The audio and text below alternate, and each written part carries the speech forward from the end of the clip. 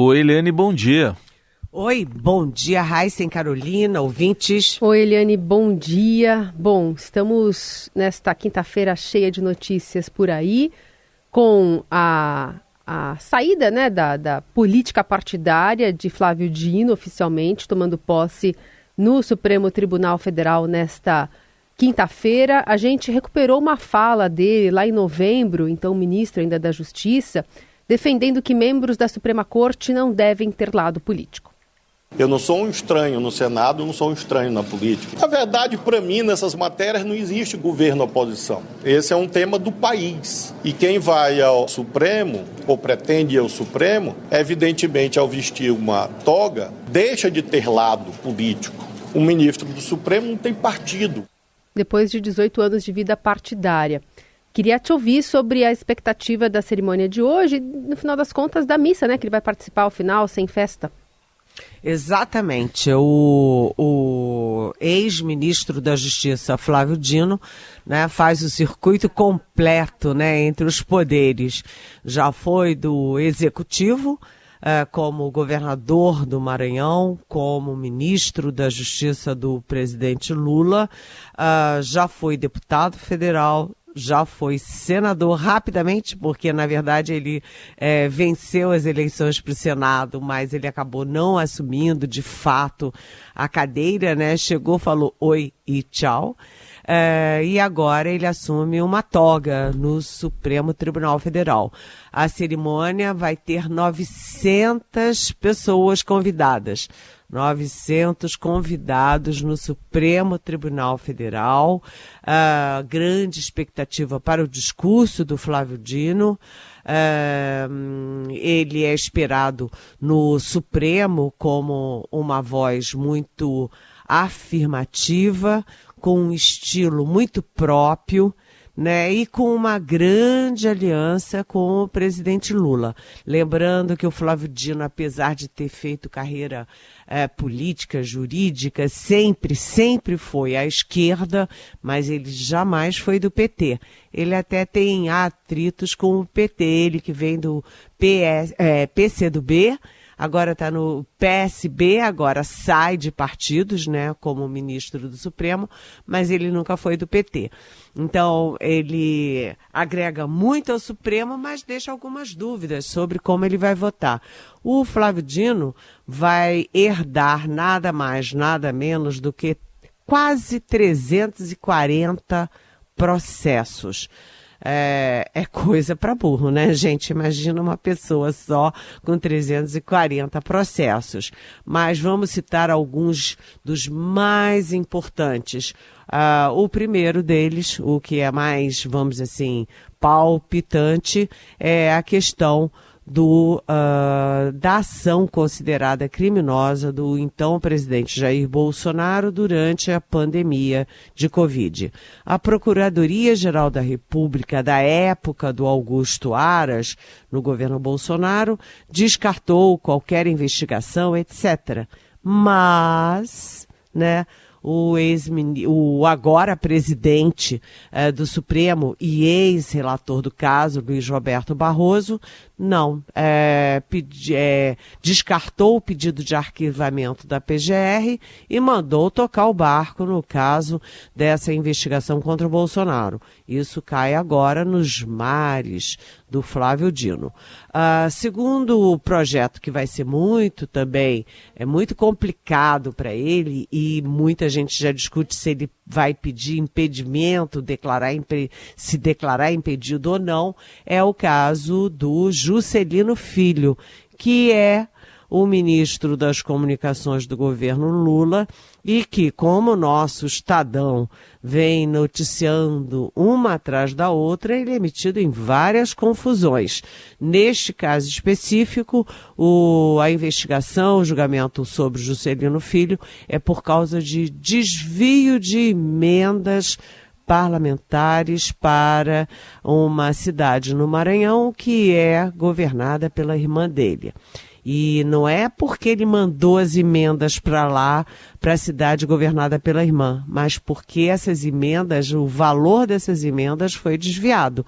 Então ele, por exemplo, Juscelino Filho, já sofreu o bloqueio de R$835 mil em bens enquanto está sendo julgado ali no Supremo. E tem uma terceira questão que é muito complexa, muito difícil, porque divide a sociedade brasileira, é a descriminalização do aborto. São dois processos.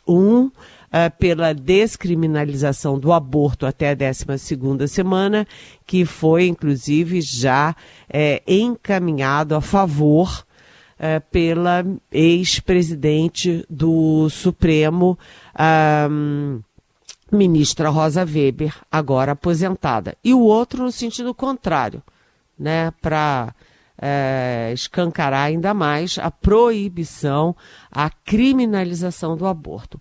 Então, o Dino, como Carolina já disse, ele não quis aquela tradicional festa. Todo ministro do Supremo toma posse à tarde e de noite tem um festão, né? A gente lembra até de ministros cantando, o Luiz Fux tocando violão, etc. Mas o Flávio Dino dispensou a festa, que é sempre oferecida pelas associações de juízes, trocou a festa por uma missa na Catedral de Brasília. Então ele já começa um pouquinho diferente dos demais e atraindo muitas atenções. Como será Flávio Dino no Supremo e como fica o equilíbrio interno do Supremo? Vamos acompanhar. Muita coisa aí pela frente. E, Eliane, hoje também é um dia que está sendo chamado de Super Quinta em Brasília por causa dos depoimentos que a Polícia Federal vai colher simultaneamente, aliás, não só em Brasília, né? Em outras praças também. Mas o mais esperado do ex-presidente Bolsonaro sobre a tentativa de golpe. O que dá para esperar desse dia de muitas perguntas na Polícia Federal, Eliane? Olha, é a Super Quinta da Polícia Federal, com várias ilustres e conhecidas pessoas indo depor. Né, já são 14 nomes listados, e aí destaca-se, evidentemente, o principal deles quando você está falando no processo do golpe de Estado, e esse nome é Jair Bolsonaro. O Jair Bolsonaro tentou, nos últimos dias, sucessivamente, evitar esse depoimento, não conseguiu, porque o ministro Alexandre de Moraes negou o pedido de adiamento, de suspensão do depoimento, e o Bolsonaro vai ter que comparecer. Ele tem o direito, inclusive, de ficar calado, mas até agora a gente não sabe se ele vai falar, se ele vai ficar calado. O fato é que ele é o número 1 dessa lista. Além disso, tem vários militares que eu faço questão de citar, porque são todos militares bastante importantes, e eu começo pelos 4 estrelas. Os do Exército são o general Augusto Heleno, general Walter Braga Neto, o general Paulo Sérgio Nogueira, né? E também você tem 4 estrelas da Marinha, o almirante de esquadra Almir Garnier, que era comandante da Marinha e que foi o único dos 3 comandantes que disse abertamente para o Bolsonaro, segundo a delação do tenente-coronel Mauro Cid, disse que poria as tropas à disposição do golpe do Bolsonaro. Além disso, também tem o coronel Marcelo Câmara, o coronel Mário Fernandes e o coronel Cleverson Ney Magalhães.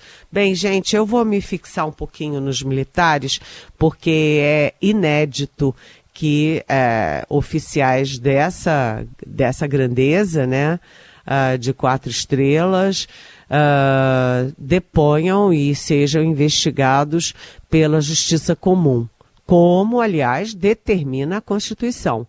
E agora o presidente do STM, o Superior Tribunal Militar, o brigadeiro Joseli, ele diz o seguinte, que é a primeira vez na história que os militares são devidamente investigados. Por quê? O que a Constituição diz? Que a justiça militar é para crimes militares e não para indivíduos militares. Né?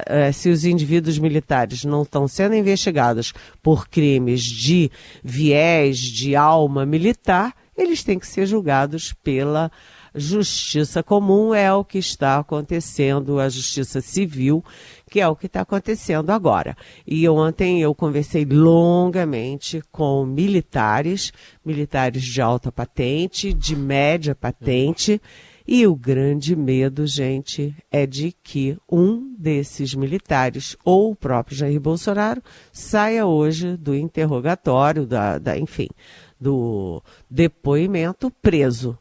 Né? Eles, até hoje, eles são contra a prisão do Mauro Cid. Diziam que o Mauro Cid não tinha que ser preso e que ele só foi preso para ser pressionado, constrangido a fazer a delação premiada. E aí eu ainda ponderei, mas tudo que ele falou, toda a delação premiada dele, se ele não tivesse sido preso, a gente não ficaria sabendo tintim por tintim como ele contou, como o golpe estava muito além do que a gente imaginava. Então, hoje também a área militar toda em suspenso, com tantos oficiais aí sendo ouvidos. O medo é de prisão, mas, segundo o Supremo, a Polícia Federal, não há essa previsão, não. É um temor por causa do Mauro Cid, mas que não deve acontecer. O importante é saber quem vai falar e quem vai ficar calado. E quem vai falar o quê? É isso. Seguimos aqui com a Eliane Cantanhede, direto de Brasília, falando agora sobre os ministros das Relações Exteriores dos países membros do G20, que se reúnem nesta quinta-feira no segundo e último dia de encontros, agora em fevereiro, lá no Rio de Janeiro, Eliane. E aquele caldo que está ainda sendo discutido em relação ao conflito Brasil e Israel. O que deve sair daí? E se você entende também que essa reunião, essa preparação da reunião, de alguma forma serve para o Brasil instrumentalizar a sua defesa em relação aos países e o cenário internacional? Olha, essa reunião do G20 era para ser um grande momento para o Brasil. Afinal das contas, o Brasil está presidindo o G20, que é o grupo dos 20 maiores economias do mundo, né? Está recebendo aqui no Brasil, hospedando uma reunião de chanceleres, ou seja, com repercussão no mundo inteiro. Tem mais de 320 jornalistas do mundo inteiro acompanhando essa reunião. Então era hora do Brasil botar na mesa a sua pauta para o mundo e cobrando dos países desenvolvidos a responsabilidade, por exemplo, pelo combate à fome, pelo meio ambiente, por questões processos mais justos trabalhistas, né, de contratação, de direitos trabalhistas. Tudo isso é uma pauta que é muito típica de Lula, que é muito típica de Brasil com o Lula, e era isso que o Brasil deveria estar discutindo, além de discutir também as questões regionais, questões mundiais, internacionais, como as guerras.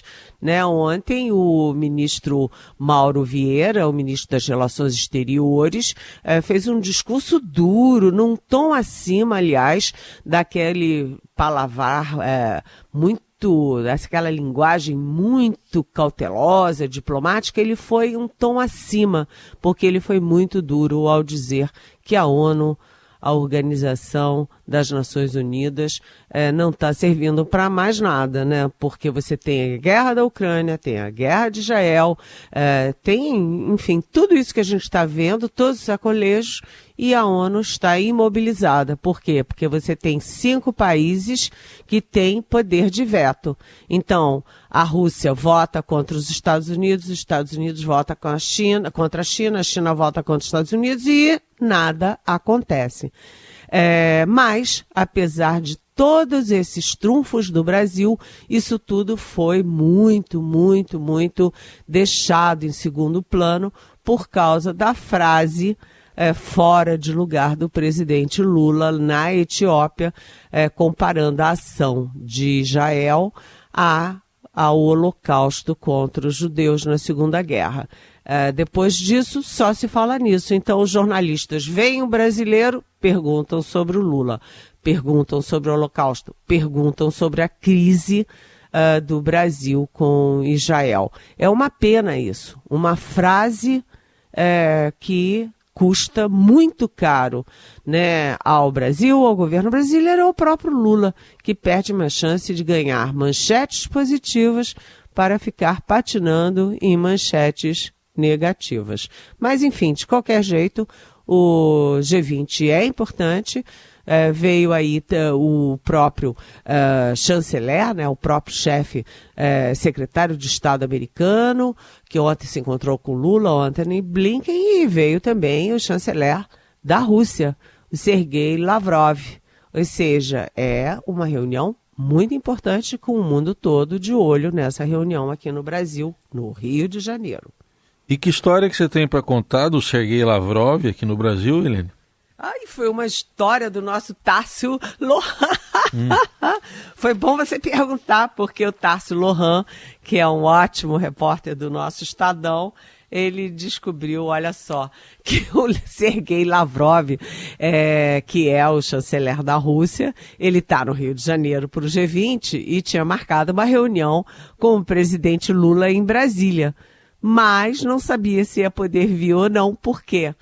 Porque ele, para vir a Brasília, ficaria sem combustível para voltar para Moscou. E por que é isso? Porque o Vibra, que substitui a BR Distribuidora, estava se negando a abastecer o avião oficial russo do Sergei Lavrov, porque há aí sanções dos Estados Unidos a empresas que prestem serviços a órgãos oficiais e equipamentos oficiais do governo russo. E aí o Sergei Lavrov, para vir para Brasília, tem que vir de carona, não pode vir no avião russo. Gente, essa história é a antidiplomacia. Eu diria que parece até uma piada, né? Mas e aí, o que vai rolar? No final das contas, o encontro melou?